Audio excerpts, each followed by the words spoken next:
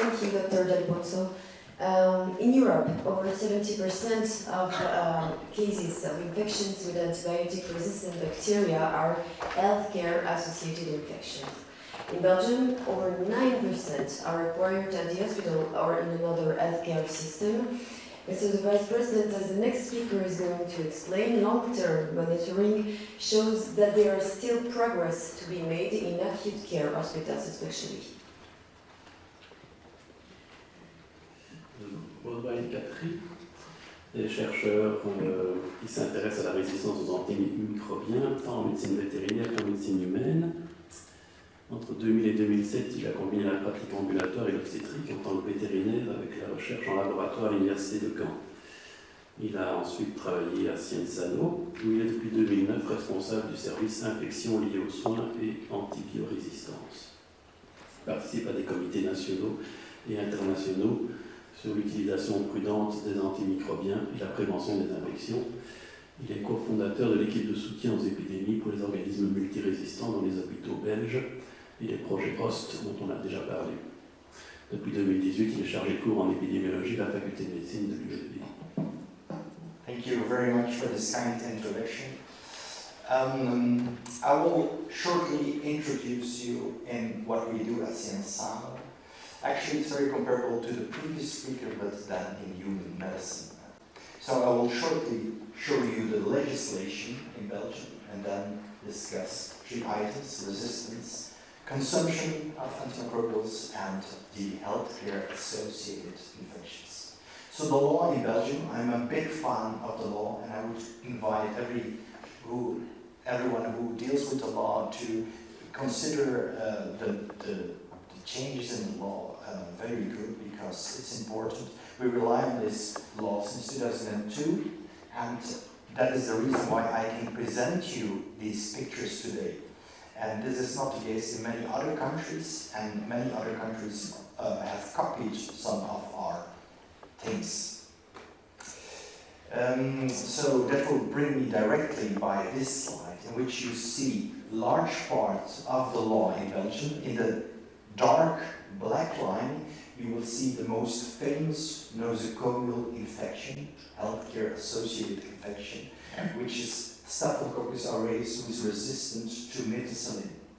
This is a strain which can be given to other patients via direct contact.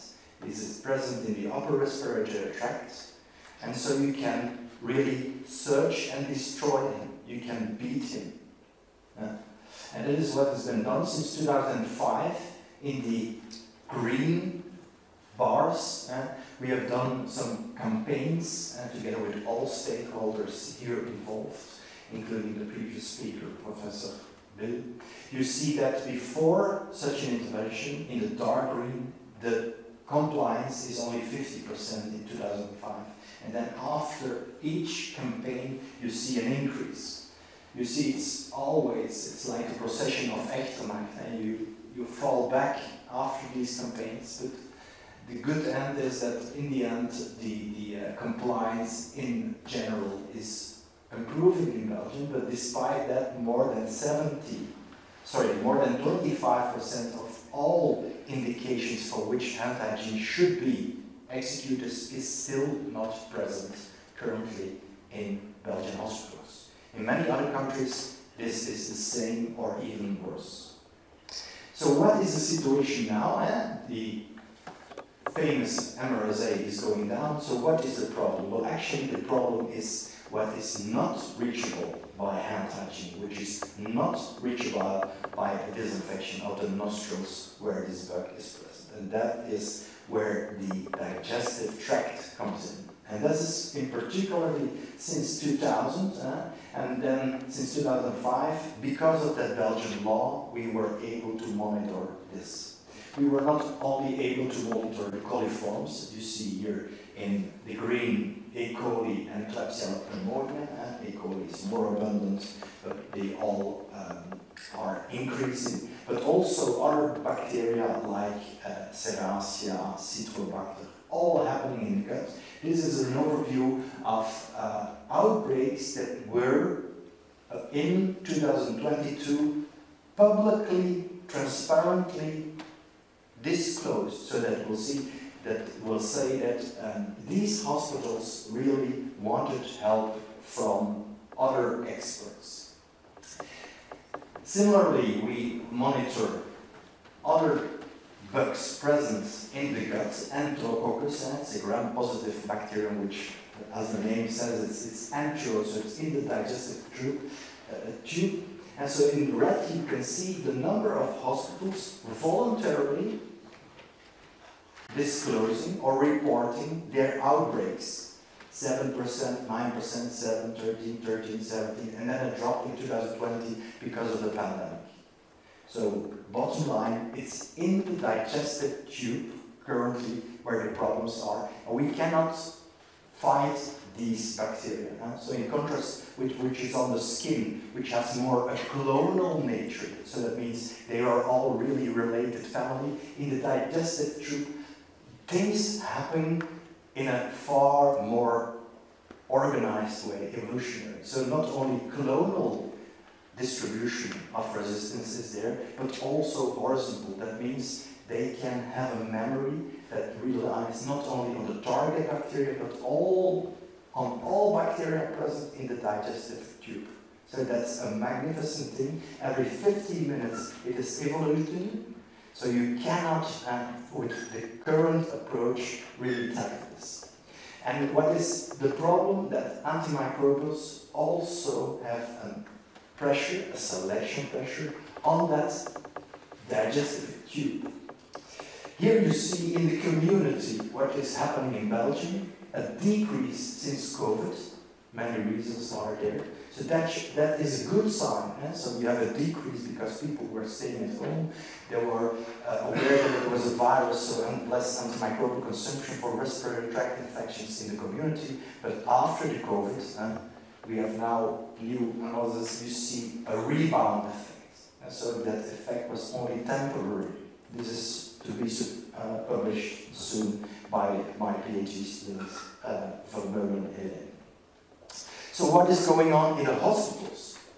Because we've seen a drop in the community, a rebound in the hospitals. In the hospitals, we do not see any drop, not even in the pandemic.